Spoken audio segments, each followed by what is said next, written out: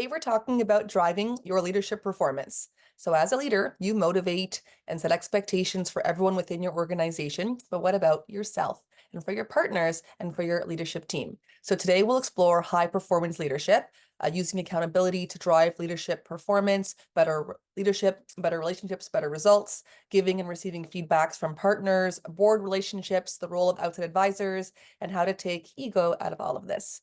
So, answering questions today will be Randall Craig. He has founded several successful startups, held a long-time position at a Big Four consulting firm. He was a senior executive at an American public company, the author of 8 books, in the Speaker Hall of Fame, helped over 100 organizations scale, and works with me at the BRAINTRUST Professional Institute, helping organizations grow their businesses.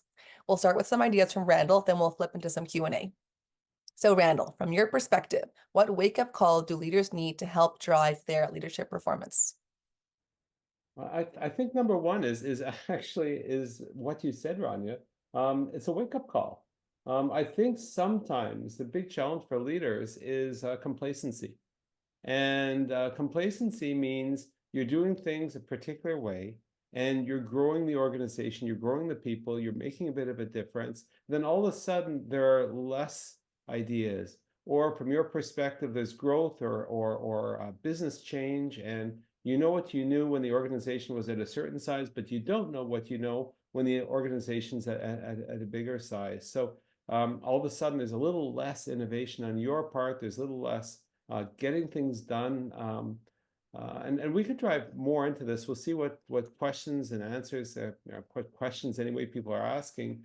But I think I'd also like to start the session off by just talking about what the heck leadership is, which of course most people on this call or listening to the podcast will say, yeah, we kind of know what that is. But just so that we're all using some of the same terminology, I'll give this one, which is partially from McKinsey, partially from Harvard Business Review, partially from the Oxford English Dictionary. My version of it is it's the behaviors that you have to help align the collective direction of each individual to execute the business's or the organization's strategy. That's what it is. So as a result of that definition, let me just point out what it isn't.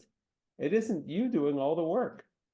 It's you actually activating all of those arms and legs within the organization and outside, for that matter, to execute the strategies, coming up with and driving that strategy when there's change, and it's to make it all happen. Now, I have to say, and I've been a CEO for most of my life. I sit on corporate boards, so I'm sort of looking on the other side. I've certainly done the not-for-profit as well as leadership, as well as on the board.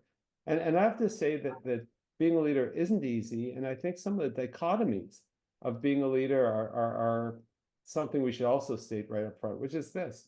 You're responsible for the strategic long term, but you've also got short-term deadlines. You're empowered to run teams, but you want to make sure that there's alignment and standardization across. And of course, you're modeling, if you will, for other people. When we're talking about leaders, I will just quickly say that, on one hand, there's the CEO, the executive director, and that sort of specific role as a leader. But there's also leaders within the organization, the head of a business unit, or the head of a chapter of an association, or a person who's an operations manager, or partner within a larger firm, for example. All of these people might not be the chief executive officer, executive director, but they do have leadership responsibilities. So when I'm talking about leadership, I guess you can sort of look at it through both of those lenses. There's other dichotomies, if you're not the chief, you want to resolve it on your own. But on the other hand, when do you escalate? Do it yourself or delegate it to your team. Your own work, because you actually do have work yourself, or is it to make sure the team is actually getting their work done? Too much work, not enough work for everybody. You've got to manage up, whether it's to the board or to the leadership above you. You've got to manage across to your peers inside and actually outside the organization. You also have to manage down. So there's a boatload of stuff that makes the job of leadership actually a little bit of a challenge. And sometimes, people will say, this is the loneliest job there is, because sometimes you're not able to have those conversations with people internally about some of the difficult decisions you actually need to make. So, what makes a good leader? I'll just touch on a couple things, and love to obviously open it for questions. I know Ronnie's got a bunch as well, but what makes a good leader? And if I could boil it down to maybe four concepts, is alignment, participation, celebration, and evaluation. And if I could just sort of think through and maybe speak a moment about each, alignment is, can we make sure that everybody is singing from the same song sheet? Which speaks from the very beginning about, making sure you're recruiting people that's kind of are what you're looking for. Start with good raw material. But what kind of training are you offering them? How are you investing in your people? How do you make sure that as the business change, the strategy change, the market change, the priorities change, the dynamics, the structure changes, everybody's still on the same page, right? It doesn't happen by accident or by miracle. So training is pretty important, as is communication. Both the formal internal communication that you have, the retreats, the emails, the all hands meetings, all of those kinds of things. The culture. And what kind of culture are you looking to build as well? Excuse me. We worked with hundreds of clients with vastly different cultures, all successful, some perhaps more successful than others, but that's a very important part of it. And all of this is what generates alignment. Participation is really, if I could talk about one thing, it would be behavioral modeling. So as a leader, people are watching you very carefully, and you're modeling in every single way how you want others to act, how you want others to make decisions, even sometimes how they dress, right? So the behavioral modeling is and the kind of participation that generates is actually really important. Celebration is the recognition of the individual. It's also recognition of achievement of goals at an organizational level. We had our best year ever. What are you going to do? You're just going to sort of forget about it, or are you going to reinforce it? Gee, the behaviors that happened all throughout the year are what provided, that resulted in that best year ever. Okay, or if somebody does something exceptional, okay, how are you going to recognize them? How are you going to let them know that, yeah, this is exactly right? And I want to distinguish between recognition and rewards. If you've got a salesperson, okay, they get rewarded based on how many contracts they sign or whether they met a quota, etc. That's rewards. Recognition is job well done. It's giving them space, making sure that they're looked at positively by their peers. Evaluation and accountability, I think that's pretty simple, but not just up and down. The board evaluates the chief, okay. The most senior person evaluates the next level down, and then the next level down, the next level down, etc. But also, how about the peers? Okay, how do we make sure that there's this peer accountability in not-for-profits, associations, in professional service firms, law firms, consulting firms, accounting firms? When you've got a number of partners, for example, it's not a simple thing to be able to say to a partner, listen, I'm holding you accountable. You wouldn't say it in those words, but there's mechanisms and specific ways to deal with and incentivize and provide positive feedback and accountability when everybody's a peer, or in a corporate sense where you've got a number of peers, and how do you do that as well? So I think I'd like to end my initial remarks and immediately get to questions. And Rania, I'll let you take it away. Sure. Well, it's a great start, Randall. Building off on what you said, you mentioned as the leader, the challenges of overseeing the long-term strategy, but also those short-term deadlines of your own, and then the shorter term strategy and the urgent deadlines that are fires, as we say, that are coming up. What recommendations do you have to safeguard your time and your mind space for all those buckets, all the things that have to get done? I think that oh my God, there's so much in that question that's good, Ronnie. On one hand, there's the perennial debate about urgent versus important, right? Because you could spend your morning through night working on the urgent, And then, your job of sort of moving the entire enterprise forward, the important stuff gets, you know, I don't know, ignored, not ignored because you're doing important, urgent things, but constantly deferred. You can't constantly be pushing, kicking the bucket ahead. So you've got to work on the important things.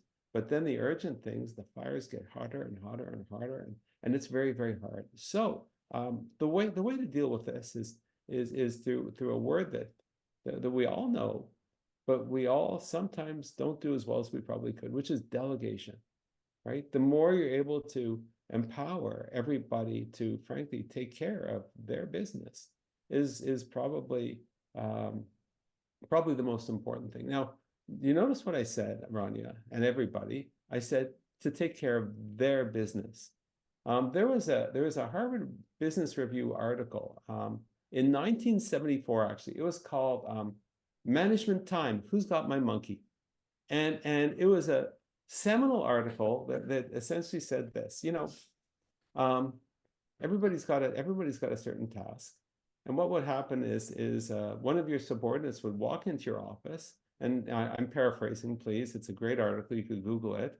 It's available on the web.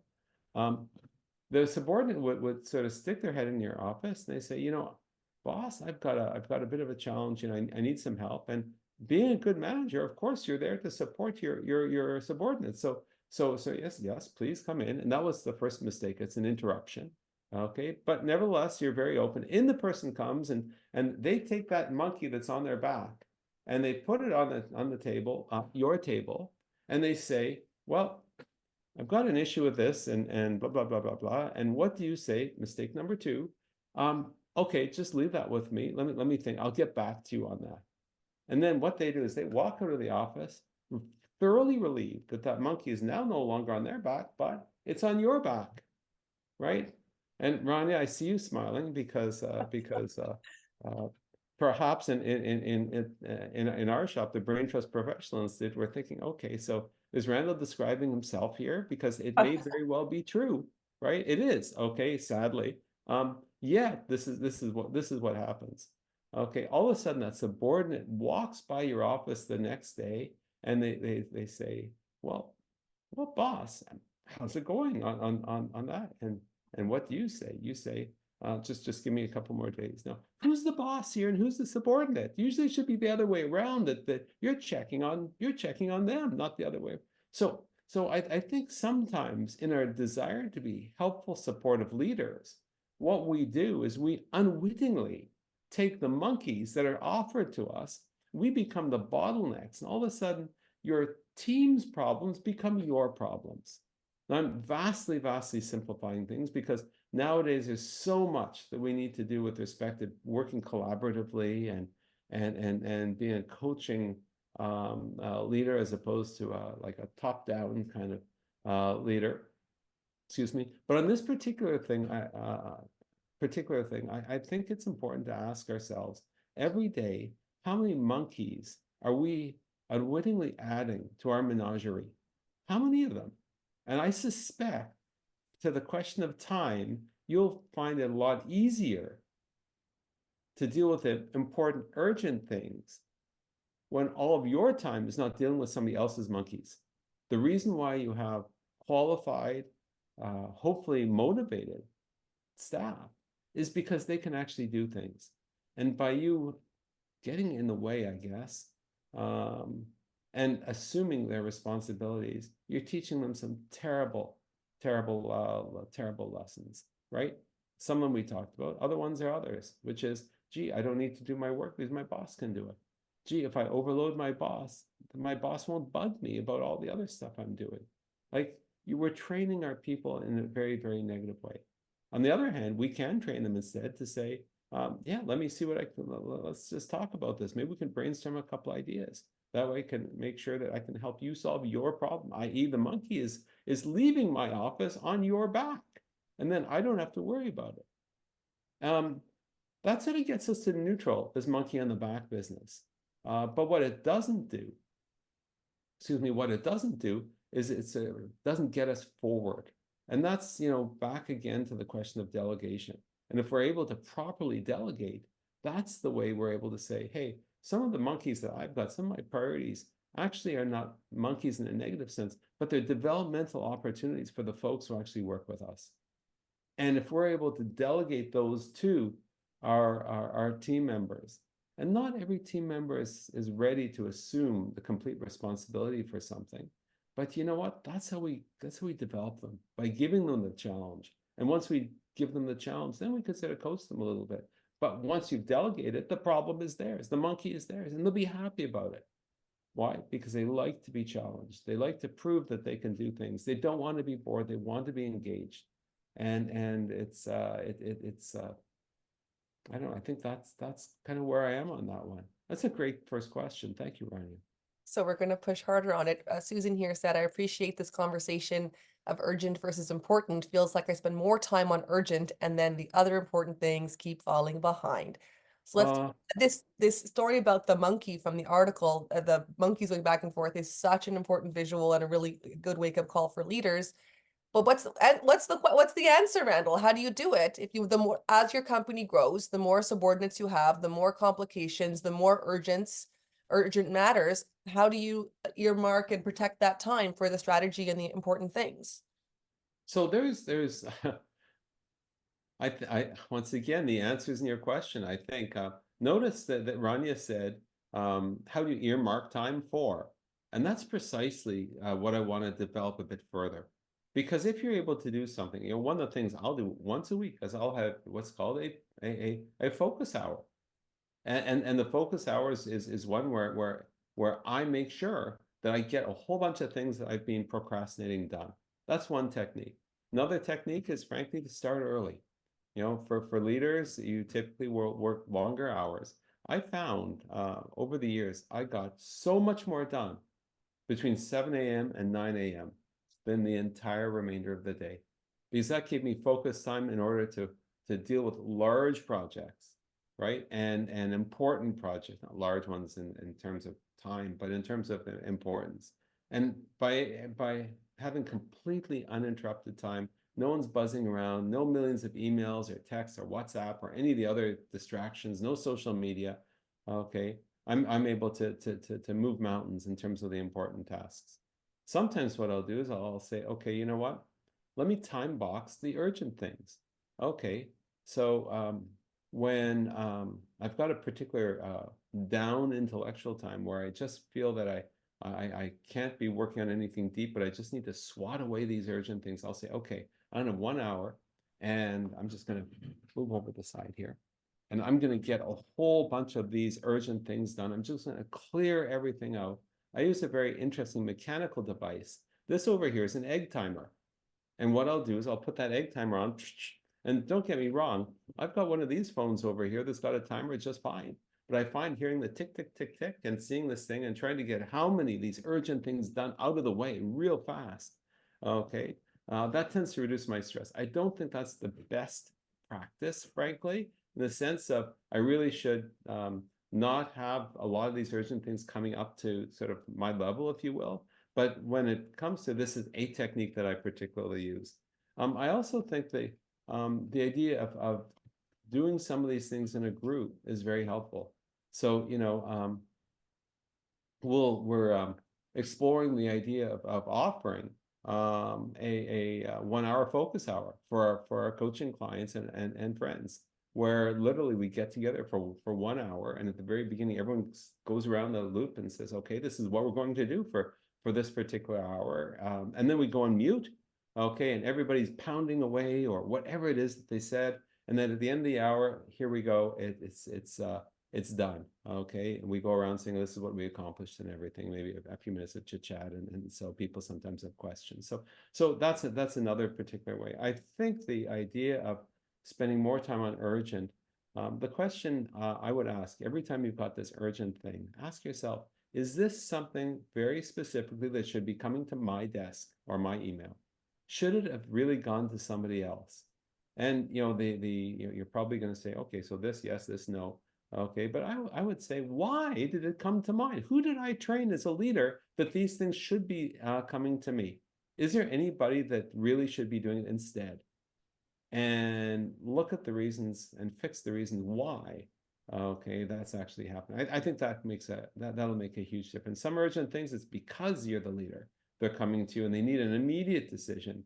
Well, fine, take that. Okay, that's not a problem. But when it's systemic, I think that's a bit of a problem. Pam here shared relating to the urgent. I have been trying to instill into all of our department heads that we need less time firefighting issues and more time for fire forecasting. I just absolutely love it. Okay, I absolutely love it. Thank you, Cam, for that particular comment. Let me expand on that. I think that we can't expect everybody to suddenly know how to become a forecaster. We can't magically expect everybody to be a great critical thinker. We can't magically expect people to be a great presenter, or et cetera, et cetera, et cetera. And I think that sometimes when we as leaders, because we're smart enough to get to the leadership chair and everything, when that happens, we assume everybody else has got the same capabilities. And so, Rania and I were literally yesterday, working with a fantastic organization. It was a management retreat, and the question was, how do we become leaders? Okay, what's leadership mean? And it was really more a question of, here's all these tactical things you need to do. Here's some of the strategic things, and then all of the, it wasn't the C level, it was the next level down. Everybody's taking lots and lots of notes, right? And the reason why I say that is because when they go back, all of a sudden they're able to try these things out, right? And so just telling people is one thing, but finding a way to help imbue, not just go to YouTube and learn. And by the way, for people who are watching the recording and seeing us on YouTube, yes, you can learn a little bit on YouTube, but I think that there's a very, very different thing between the back and forth, maybe the role plays, maybe the tools, but most importantly, the idea of building a common leadership and management vocabulary across the organization, so that when somebody says, name the term, everybody knows what that means, right? And then all of a sudden it becomes easy to have self-supporting, within the organization itself. Firefighting is very difficult. You got to do it sometimes. It just is the nature of life and of business, etc. But the more forecasting we do, the better. It's just that most people don't know how to.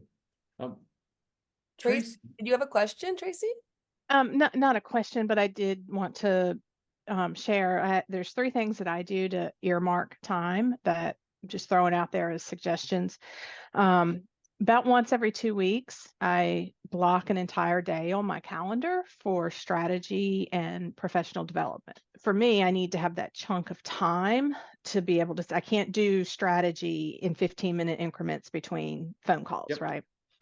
And then what that has led to recently is I went on a solo strategy retreat. And even though I was working, it was very indulgent. I listened to music, I laid in the hammock, I slept late, and I did all those things. And my list of things to work on was varied. And then Randall, to your point about the focus time with a group, there's a platform called FocusMate, and there's a free version, and you can schedule 3 sessions a week with the free version.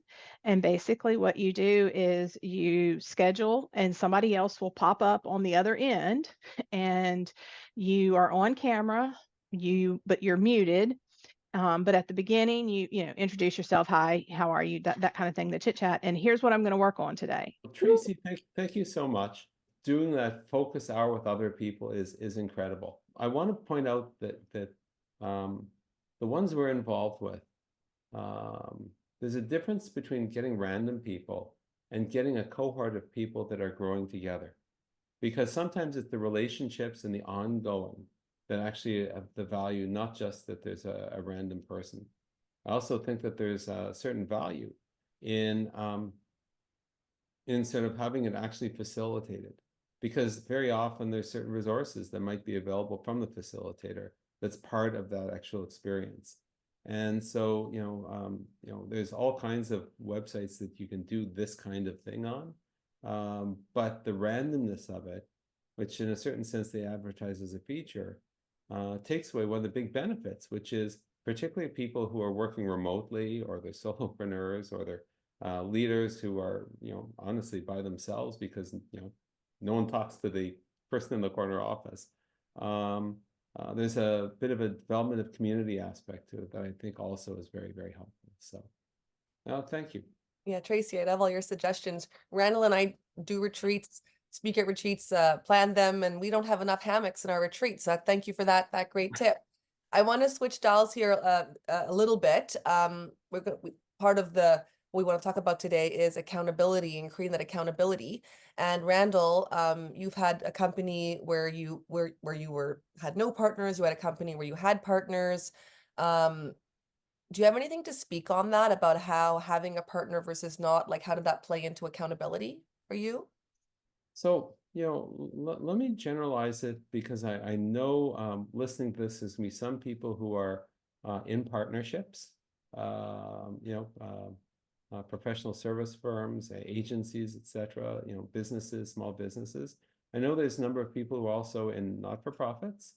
Okay, and I also know there's a number of people who'll be listening who are entrepreneurs, founders, mid-sized, traditional corporate structures as well. And so if you're in those latter two groups, I think that there's something to learn from the professional services world with respect to accountability, because when you've got partners, it's kind of hard for one partner to tell them, hey, by the way, you're not doing any good here. You're not, who's the boss of who? Your partners. So if you think about peer relationships, let's just say you're head of a functional area, finance or marketing, communications, etc., and you've got to deal with peers. How do you make sure that those things, how do you provide feedback to those? So listen to that in that particular context as well. So I guess part of the question is this, when you're providing that feedback, when you're doing the accountability, is it really needs to be based on whatever the shared objectives are, or the personal objectives. So, on one hand, it's the question of if our objective here is to do X and we're not doing X, let's just talk about it. Part of it is a question of saying, well, if it's a project-based thing, okay, is there a feedback and accountability mechanism there? Sometimes it's an informal thing, but it needs to be, multi-layered when we're talking about when we actually have partners, because often partners cannot tell others, or peers cannot tell other people kind of what to do, right?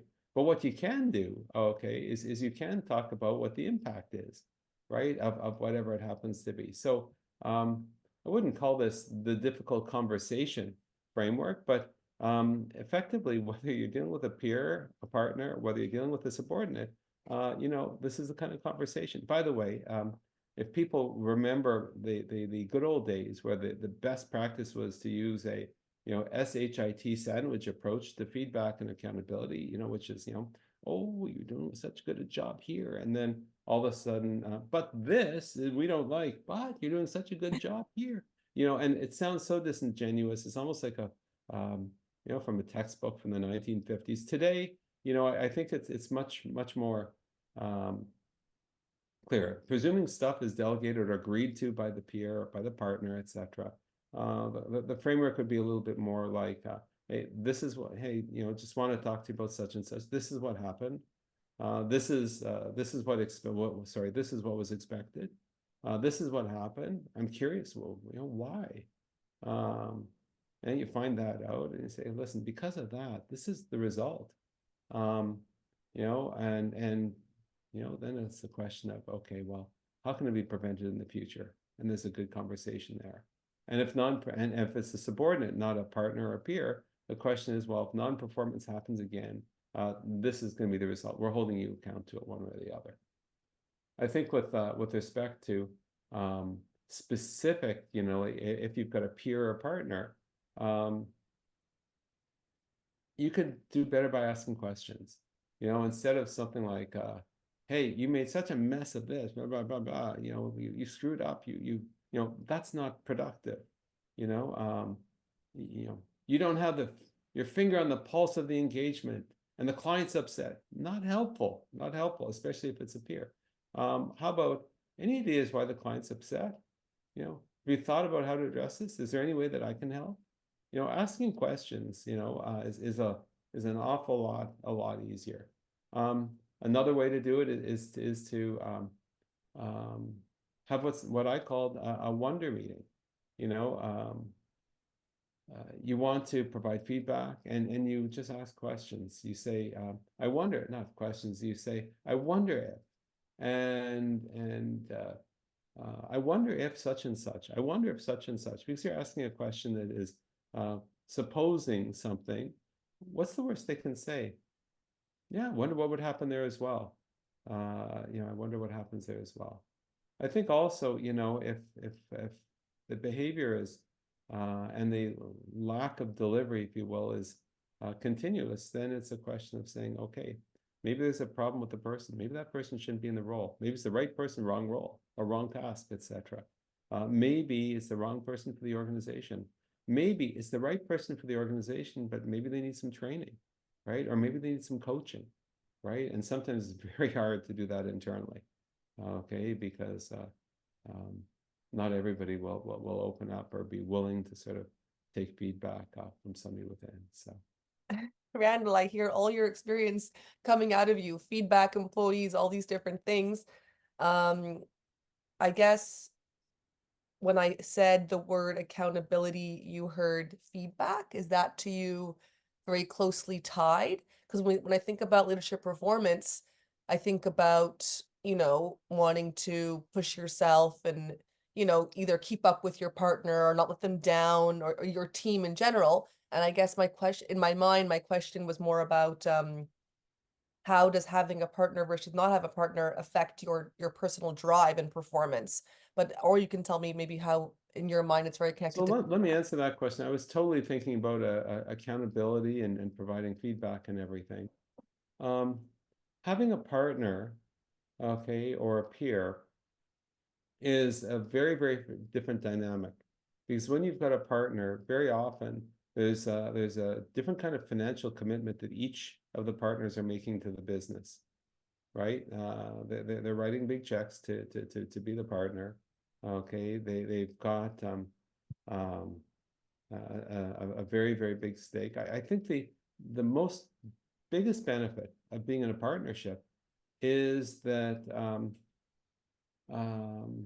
you can, oh, I don't even want to say it, because I've been in non-partnerships where I've just been the CEO, I've been the owner, or where I've been a senior executive of a large organization, and I wasn't the partner, and I wasn't employed, just plain and simple. I was an employee, and and my peers were just fantastic people who made all the difference.